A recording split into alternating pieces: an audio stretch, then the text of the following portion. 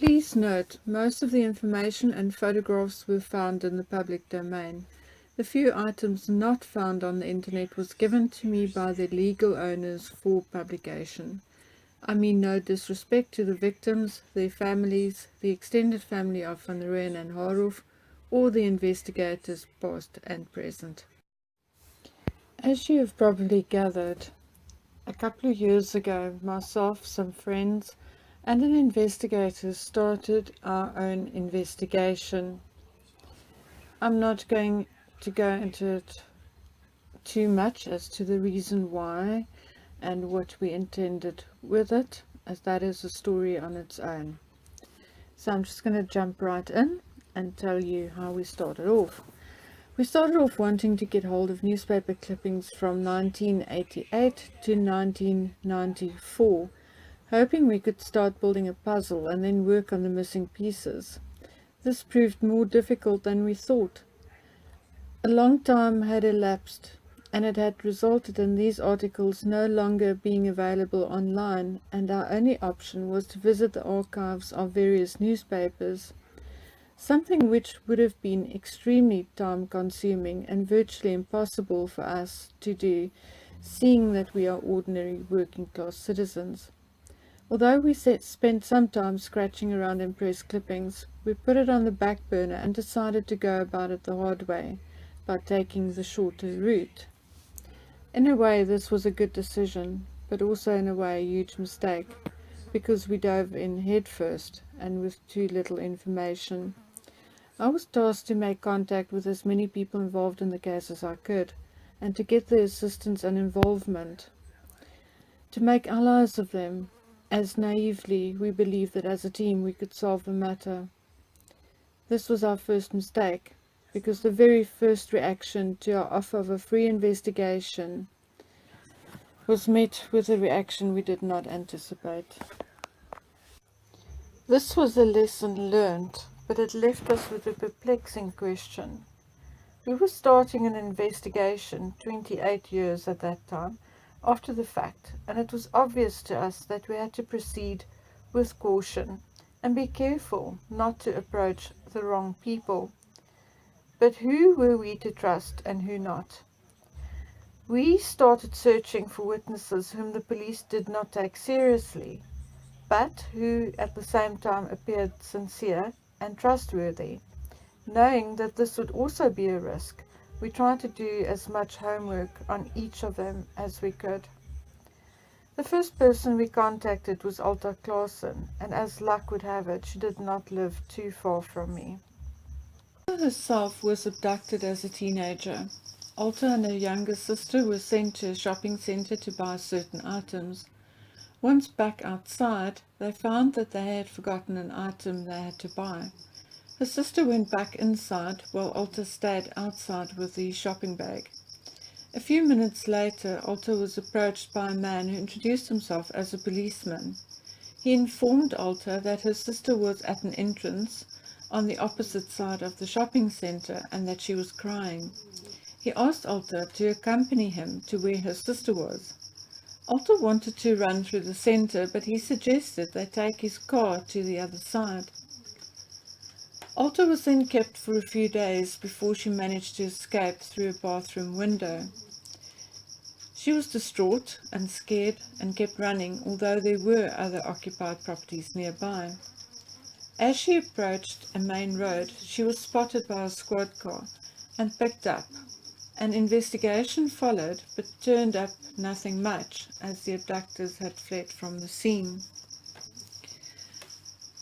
This was not the end of Alta's troubles, as a few months later another incident took place, and although this incident did not, by any indication or proof of evidence, have anything to do with child kidnapping, Alta had to suffer once more. Only a couple of months later, she was visiting a cousin and a friend who were both stationed at Wits Commando in Johannesburg. While waiting for her cousin, she was standing outside talking to a young serviceman she liked when a valiant bakkie approached slowly. The occupant even stared straight at Alta as he got out of the valiant bakkie. Being a teenager, she even asked, Wat kyk jy, ek is nie te koop nie. What are you looking at? I'm not for sale. Minutes later, the young serviceman she liked so much and was chatting to was flung into the guard room, and Alta was lying on the pavement, severely injured by a car bomb set behind Grosskopf. It was the 31st of July, 1987. Alta was to lose her left eye as a direct result of the bomb blast. Armed with this information, it was now our turn to look into certain matters or coincidences. I googled Hein Grosskopf, and although the bomb blast happened so many years ago, information was still readily available.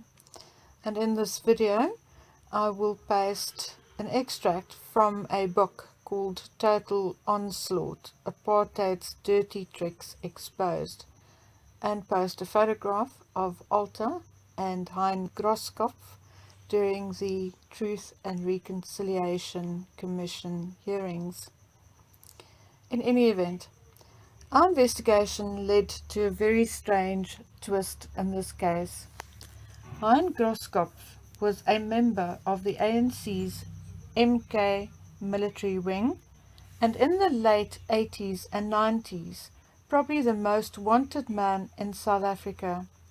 No arguments there, it is widely documented. But is there more to tell? We discovered two strange facts about Hein Grosskopf. Grosskopf returned to the ANC headquarters in Lusaka on the 30th of June 1989, as far as we know. Businessman Johan Blanche reported that he spotted a dead Boucher, Annemarie Wapenaar, and Fiona Harvey in Lusaka in May 1990. We found it strange that Lusaka appears in two seemingly unrelated cases, although the victim of the bomb blast was also a victim of an abduction. We also found it strange that through Alta Lawson we could now, with a little imagination, possibly link Hein Grosskopf to at least 3 of the missing girls. However, just as we were about to think that it was too much of a stretch, we discovered what Hein Grosskopf was to become later. Hein popped up in the UK in the 90s, where he held the position of Child Protection Officer at the Blackburn branch of the NSPCC from 1999 to 2003, whereafter he became the manager of the NSPCC Acorn Centre. After many complaints, he left in 2005, however, still remains a social worker to this day. He was re-registered in 2012, and he currently runs a private counselling service with his common-law wife, Dorothy Heaps, from their home in Cayley in West Yorkshire. Stranger than fiction? It certainly is. That Alta was a victim of a terrorist attack is certain. That Hein Grosskopf was a terrorist working for the ANC's Mkhonto Sizwe is a known fact. But was there any other motive other than the political one behind the Wits commando bombing in 1987? Was it just perhaps a final attempt of getting rid of Alta? Could we perhaps call it a dual-purpose bombing? So on to the next lead, with a very weird outcome. 5 months after the deaths of Gert van Rooyen and Joey Haarhoff, a letter which I'd referred to before was found at Fabric Library in Midrand. A shop assistant remembered seeing a girl of approximately 12 with short black hair.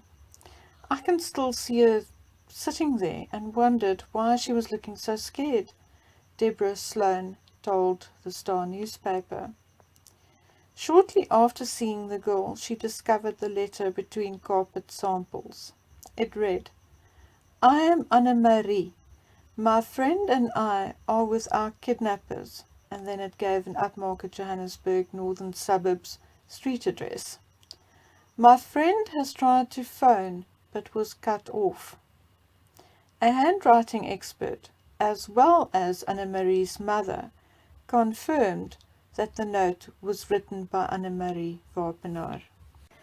29 years later, though, it got even stranger, because in 2018 it was reported in the media that this letter, or a letter, or the letter, was again tested, and that it was found that it was not written by Anne-Marie Wapenaar. Now I'm going completely off script here, and I am going to stick my neck out and risk getting into trouble by saying the following. 2 years ago, I saw a copy of the original note, and now in 2018, well, I actually only saw it now in 2019, another copy of the supposed letter that was found in Fabric Library was actually printed in local newspapers. And I may be wrong, and I really want to stress the fact that I may be wrong. But looking at that letter and remembering the other copy, or let's call it the original copy I saw, I'm not sure that the one they had tested by a handwriting expert now, 29 years later, is actually indeed the same letter. And I'll tell you why. Looking at the handwriting of the one which has recently been published in newspapers, although just glancing at it, it looks the same, the handwriting looks somehow stressed, as if it was copied. The other thing is also that from what I remember of the original letter, it wasn't written on a full scrap paper. It was actually, I would say, on a 3/4 of an A4, or just larger than half of an A4 page. However, the one now presented in the newspaper is actually on a complete A4 page. I may be wrong. The copy I've seen may have been cropped so many years ago, 29, 30 years ago, but I'm not sure, and I'm really feeling very uncomfortable about this. I'm going to bring this letter up again, so please keep in mind what I've said, because I am going to bring it up again in part 4 or 5. Assuming though that I'm incorrect and that I've made a huge mistake and that the actual letter was not written by Anne-Marie Wapenaar, please remind yourself of what Deborah Sloan said. She said that she saw a distressed 12-year-old girl in the shop with short dark hair, or short black hair. Both Odette and Anne-Marie had blonde hair. The only one of the known victims who had short dark hair was Yolanda Wessels.